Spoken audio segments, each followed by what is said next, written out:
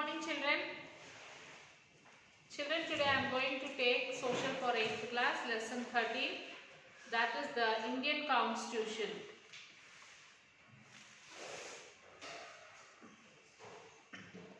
The Indian Constitution, textbook, page number 151.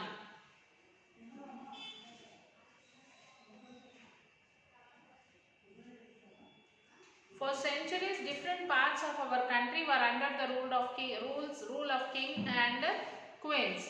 So for some years, our countries were under the rule of the kings and the queens. Kings and the queens used to rule the country. When our leaders fought against the British colonial rule, they wanted the future government of India to be democratic and not monarchy. So when the leaders fought against the British, they wanted to form the government of India. They wanted to form a government for our country to democratic or to be democratic, not as monarch.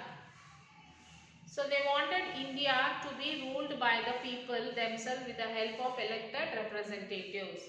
So their leaders wanted the people, the India should be ruled by the people and the people through some leaders, and that leaders will be elected by the people only.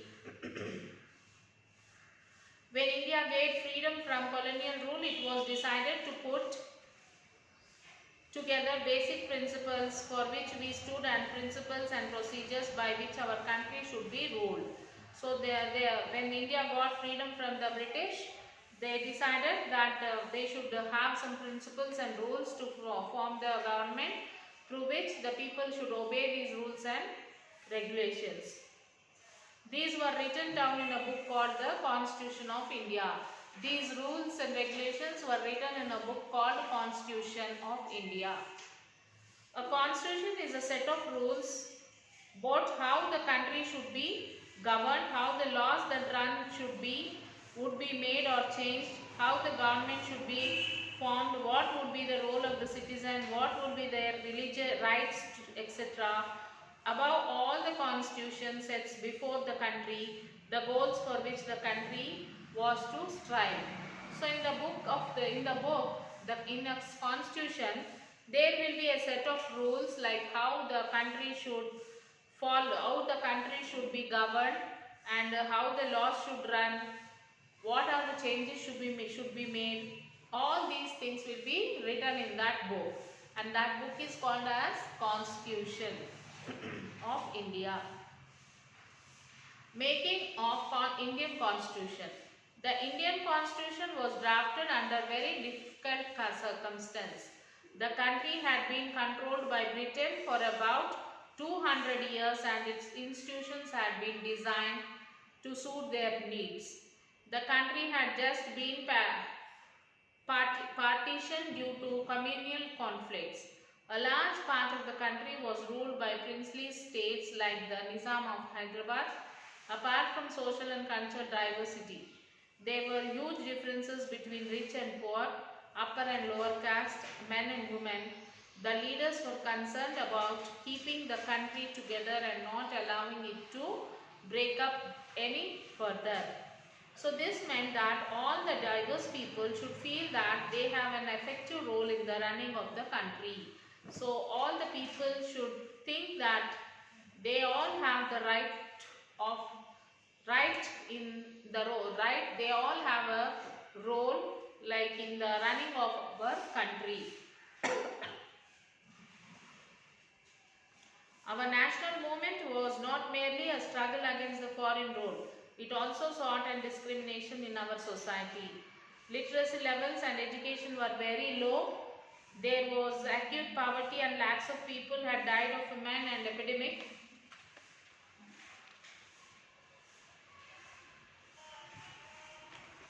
The country was dependent upon foreign nations even for its basic needs like food grains. It was necessary, therefore, to set out the vision of the future society and design a strong framework for achieving it. There were sharp differences of opinion among the leaders of the national movement about how we could make a better society after independence.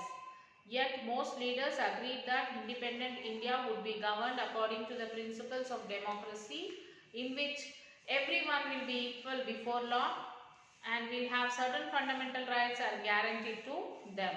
So in this rules, these principles of democracy, in which it will be like everyone will be equal before law, everyone will be equal before the law, and everyone will have certain fundamental rights guaranteed to them.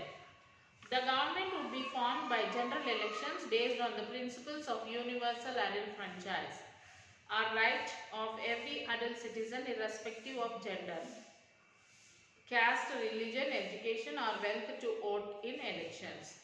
So early draft of commission.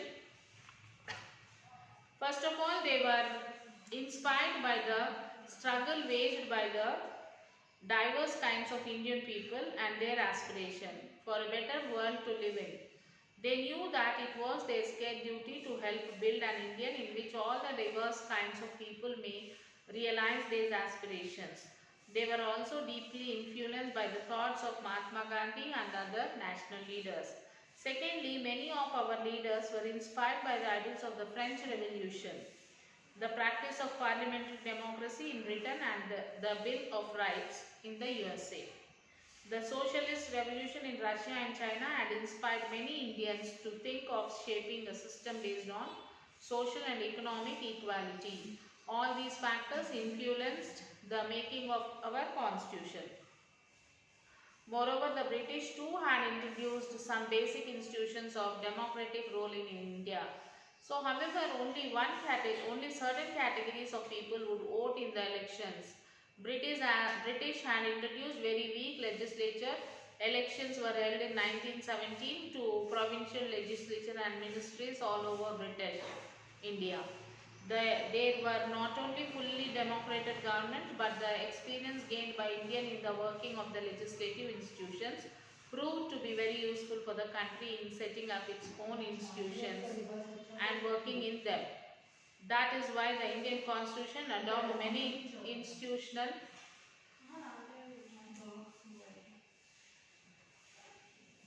institutions are working in them.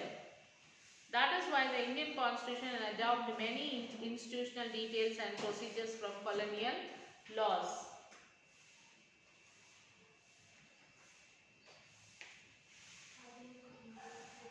The Constituent Assembly.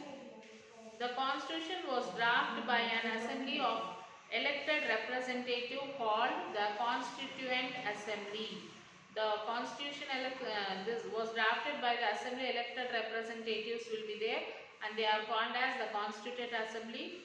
Elections to the Constituent Assembly were held in July 1946. Its first meeting was held in December 1946. With the partition of the country in August 1947, the Constituent Assembly was also divided into the Constituent Assembly of India and that of Pakistan. The Indian Constituent Assembly had 229 members. The Assembly adopted the Constitution on 26 November 1949, but it came into effect from 26 January 1950.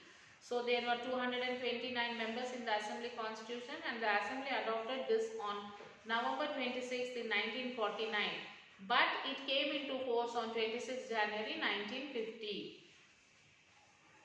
So that day we celebrate it as a Republic Day.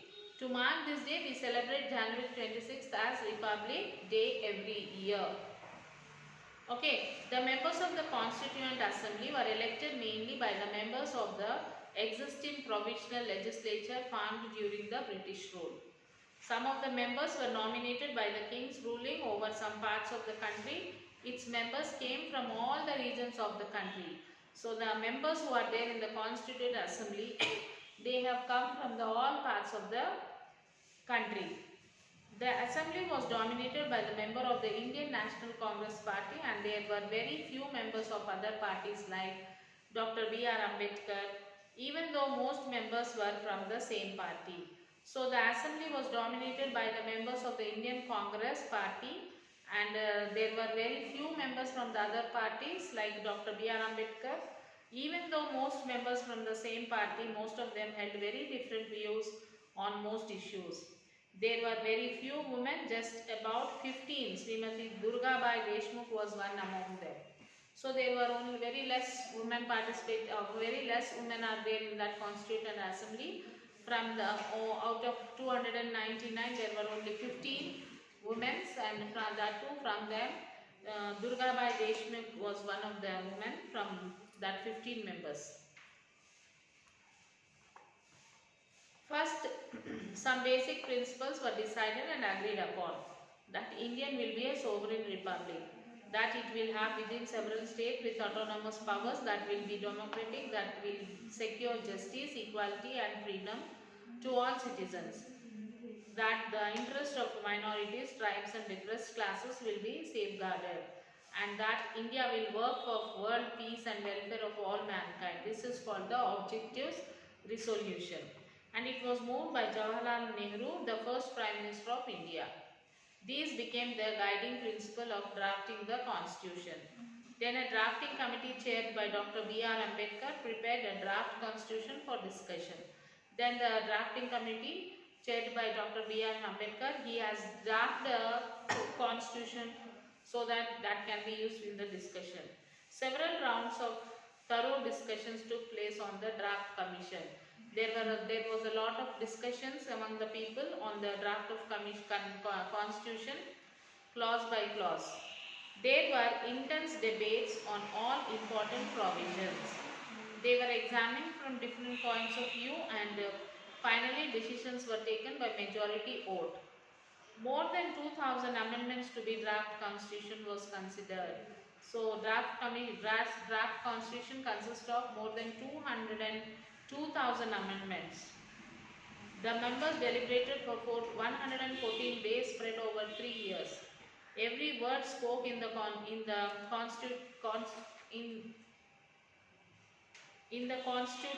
Constituent Assembly has been recorded.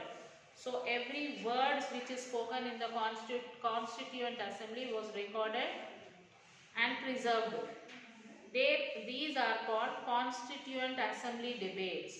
So whatever they spoke in that Constitution Assembly, everything was recorded and it is preserved, and that is called as the Constituent Assembly debates. The dream and the promise. Let us begin by understanding the overall philosophy of what our Constitution is all about. We can understand it by reading the views of some of our major leaders about the Constitution. But it is equally important to read what the Constitution says about its own philosophy. The preamble of the Constitution states its philosophy. Some of you may have noticed a name missing from the sketches of the makers of the Constitution, that is Mahatma Gandhi. He was not a member of the Constituent Assembly, yet there were many members who followed his vision. So Mahatma Gandhi was not the member of the Constituent Assembly, but even though many people has followed his vision. Writing in the magazine Young India in 1931, he had spelled out what he wanted the Constitution to do. This dream of an India without inequality was shared by Dr. Ambedkar, who played a key role in the making of the Constitution. So Dr. Ambedkar is the main key role of making the Constitution, but he had a different understanding of how inequalities could be removed. In his concluding speech to the Constituent Assembly, he stated his anxiety very clearly.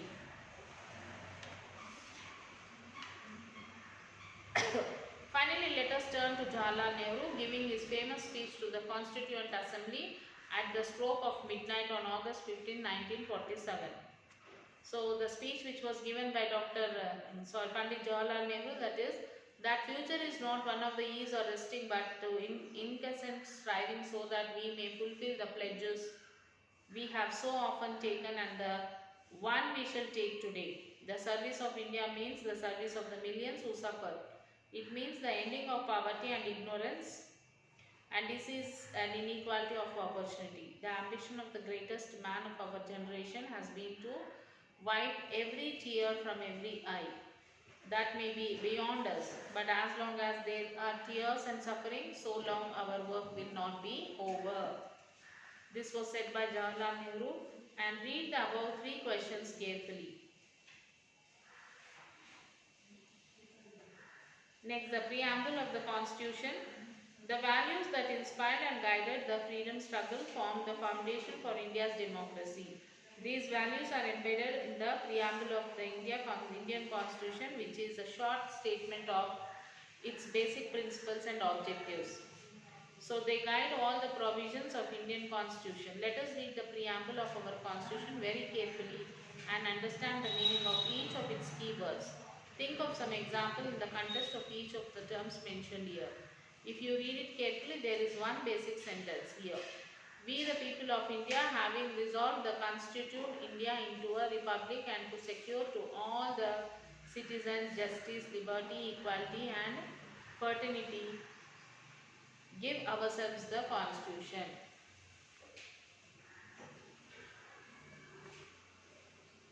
The people of India decided, means resolved to achieve two objectives. What were these? What did they do in order to achieve these objectives? So we the people of India,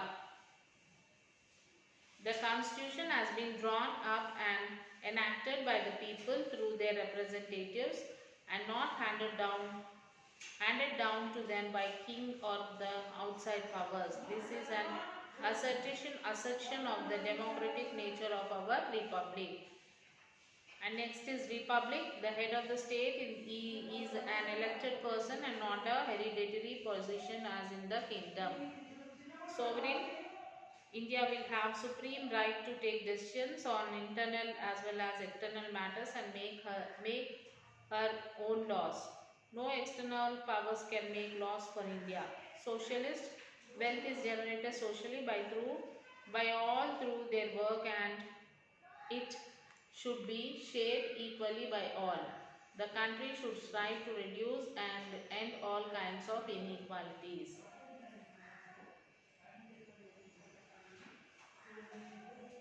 Okay, next is secular. The government will not be run on the basis of any religion. Citizens will have complete freedom to follow any religion or any religion at all. Government will not favor any religion.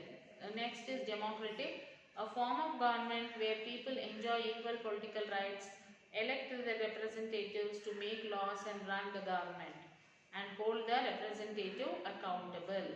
Justice, all citizens should get what is their due. In determining what is due to them, no discrimination will be made on account of their birth into a particular caste, tribe, community or sex or beliefs, religion, political opinion, etc. or wealth, rich or poor or status. The government, however, may take special steps to protect those who have been historically wronged due to caste or gender or communal discrimination. And equality, our constitution does not promise equality in all respects like income or property, but it seeks to ensure that all people will enjoy the same status, that is, everyone will be governed by the same laws. Secondly, it promises equality of opportunity. This means that all public offices shall be open to all irrespective of caste and religion. If an office requires special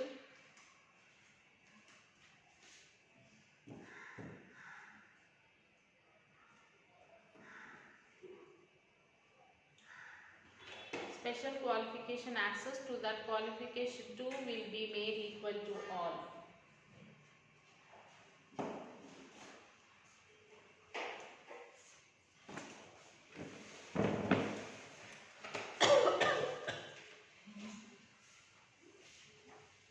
So now children, read the classes, read the lesson completely, and then you will have to write the first and second question answer in your class workbook. After writing, take the photo and send it to the school mail ID.